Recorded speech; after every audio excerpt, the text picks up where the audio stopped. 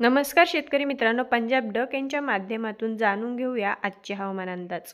गोंदिया, चंद्रपूर, यवतमाळ या जिल्ह्यामध्ये जवळपास 20-22 तारखेपर्यंत दररोज वेगवेगळ्या भागात मोठा पाऊस पडणार आहे म्हणून हा अंदाज लक्षात घ्यायचा. विजेच्या कडकडासह पाऊस असणार आहे म्हणून हा पूर्व विदर्भातील नागपूर, वर्धा, भंडारा, गोंदिया, चंद्रपूर, यवतमाळ या जिल्ह्यातील शेतकऱ्यांनी हा अंदाज लक्षात घ्यायचा.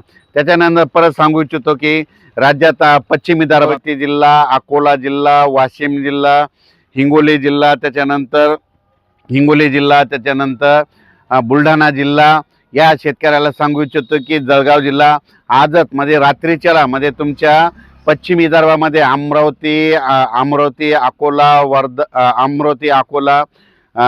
वाशिम, हिंगोली, त्याच्यानंतर बुलढाणा, शेगाव भाग, परतवाडा, त्याच्यानंतर अचलपूर, दर्यापूर या भागामध्ये आज रात्रीच्याला खूप जोराचा पाऊस पडणार आहे. काही काही ठिकाणी मुसळधार पडणार आहे, कुठं अतिमुसळधार पडणार आहे. आणि तुमच्या इकडे म्हणजे पश्चिम विदर्भामध्ये तुमच्या 5 जिल्ह्यामध्ये जवळपास 22 तारखेपर्यंत 22 ऑगस्टपर्यंत पाऊस राहणार आहे आणि 23 ऑगस्टला पावसाचं प्रमाण कमी होणार आहे म्हणून हा पश्चिम विदर्भातल्या शेतकऱ्यांना अंदाज लक्षायचा. त्याच्या इकडे येवला तिकडल्या शेतकऱ्याचे मला फोन यायलेत, जळगावकडं नंदुरबारकडं पाऊसच नाही. तर तुम्हाला सर्व शेतकऱ्याला सांगू इच्छितो की म्हणजे जळगाव जिल्हा झालं, नंदुरबार जिल्हा झालं, धुळे जिल्हा झालं, नाशिक जिल्हा झालं, कळवण तालुका, त्याच्यानंतर येवला, रावे या सगळीकडं सर्व शेतकऱ्याला सांगू इच्छितो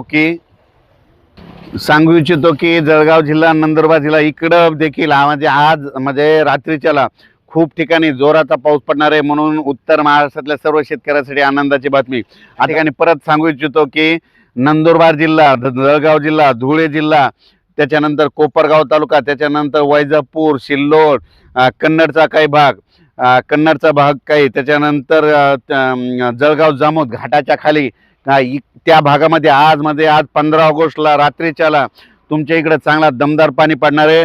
वड्या नाल्याला देखील पाणी येणार आहे म्हणून हा अंदाज लक्षात घ्यायचा.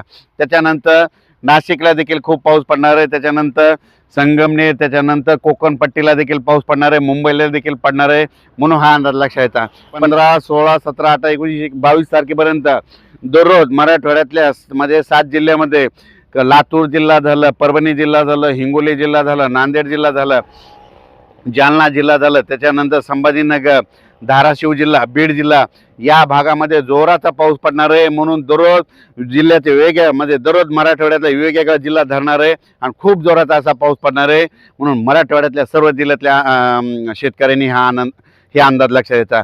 आणि बीड जिल्ह्यातल्या सगळ्यांना त्याला पाणी येणार आहे. हे 8 दिवसात एकदा जोराचं पाणी येणार आहे म्हणून बीड जिल्ह्यातल्या शेतकऱ्यांनी, लातूर जिल्ह्यातल्या शेतकऱ्यांनी, धाराशिव जिल्ह्यातल्या शेतकऱ्यांनी हा अंदाज लक्षात घ्यायचा. त्याच्यानंतर अहिल्यानगरमध्ये पाचर्डीकडे येतो, त्याच्यानंतर करंजी घाट येतो, तिकडे देखील खूप पडणार आहे आणि तुमचे छोटे छोटे तळे सगळेच ह्या पावसामध्ये भरून जाणार आहेत म्हणून हा अंदाज लक्षात घ्यायचा.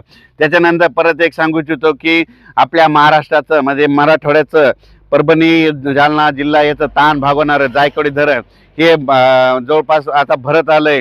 तर तुम्हाला एक सांगतो, आता जे उद्याचा पाऊस पडणार आहे म्हणजे आज 15 ऑगस्ट म्हणजे 16 ऑगस्टपासून म्हणजे 15 ऑगस्टच्या रात्रीपासून उत्तर महाराष्ट्राकडे लगेच पावसाला सुरुवात होणार आहे. म्हणजे 15 ऑगस्टपासून ते 23 ऑगस्टपर्यंत नाशिककडं, गुजरातकडं तिकडं खूप पाऊस पडणार आहे. त्याच्यामुळं त्या नाशिकच्या ज्या नदी, गोदावरी नदी आहे तिला पाणी येणार आहे. त्याचं पाणी जायकवाडी धरणाकडे जाणार आहे. जायकवाडीचं पाणी सोडावं लागणार आहे म्हणून जायकवाडीच्या लाभ क्षेत्रातल्या शेतकऱ्याला सांगू इच्छितो की पाणी सुटल्याच्या नंतर तुमच्या मोटरी पाण्यात जातील, वाहून जातील म्हणून तुमच्या काय करायच्या 18 तारखेला तुम्ही काढण्याची तयारी ठेवा कारण की 22च्या दरम्यान तुम्हाला एकदा पाणी सुटणार आहे. त्याच्यानंतर येलदरी धरण ह्या पावसामध्ये 30 तारखेपर्यंत भरून जाणार आहे. सिद्धेश्वर धरण देखील भरून जाणार आहे. खडकपूर्णा देखील धरण भरून जाणार आहे.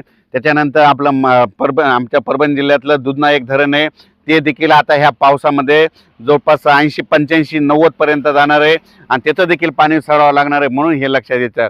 आणि त्याच्यानंतर सांगायचं झालं तर फार मात्र पाऊस सगळ्यात जास्त कमी कुठे आपल्या महाराष्ट्रामध्ये परिस्थिती बघितली तर काय झालं की खामगाव तालुका, शेगाव, त्याच्यानंतर परतवाडा, अचलपूर, त्या भागामध्ये, त्याच्यानंतर घाटाच्या खाली जळगाव जामोद नांदुरा या भागामध्ये पाऊस कमी पडलेला आहे.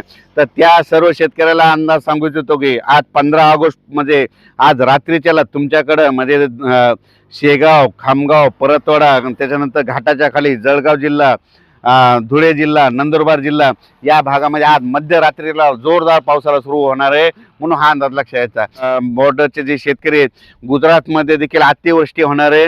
म्हणजे 18 ते जवळपास 24 ऑगस्टच्या दरम्यान गुजरातमध्ये अतिवृष्टी होणार आहे, म्हणून गुजरातल्या शेतकऱ्यांनी देखील हा अंदाज लक्षात यायचा.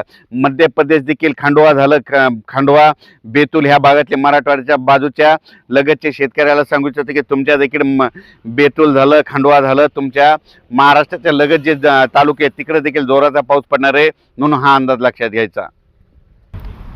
मी मागच्या अंदाजातच काय सांगितलं होतं की हे पाऊस काय होणार आहे, यावर्षी ऑगस्ट महिन्यामध्ये जास्त पडणार आहे, सप्टेंबरमध्ये सरासरीपेक्षा जास्त पडणार आहे म्हणून सांगितलं. पण तुम्ही बघा ह्या पावसामध्ये परभणी जिल्ह्यामध्ये पूर्णा तालुक्यामध्ये काय झालं, आज मध्ये तारकळस, निमला त्या ठिकाणी ढगफुटी सदस्य पाऊस पडला, म्हणून तुम्हाला एक सांगू इच्छितो. त्याच्यानंतर गंगाखेड तालुक्यात देखील खूप ठिकाणी तसाच पाऊस झाला. त्याच्यानंतर आज महाराष्ट्रामध्ये बऱ्याच ठिकाणी तसा पाऊस पडत आहे, म्हणून हे अंदाज लक्षात येतात. त्याच्यानंतर काय झालं, कोपरगाव आणि इकडं साकूर, संगमनेर त्या भागाकडे पाऊस कमी होता. आज मात्र रात्रीच्याला म्हणजे 15 ऑगस्ट नंतर 15 ते 22च्या दरम्यान तिकडे देखील पाऊस पडणार आहे, म्हणून त्या देखील शेतकऱ्यासाठी आनंदाची बातमी. कोपरगाव, शिर्डी, राहता सगळीकडे म्हणजे हा पाऊस चांगला पडणार आहे. कन्नड भागात देखील पडणार आहे, म्हणून हा अंदाज लक्षात यायचा. नांदेड जिल्ह्यामध्ये सगरोळी झालं, बिलोली झालं, धर्माबाद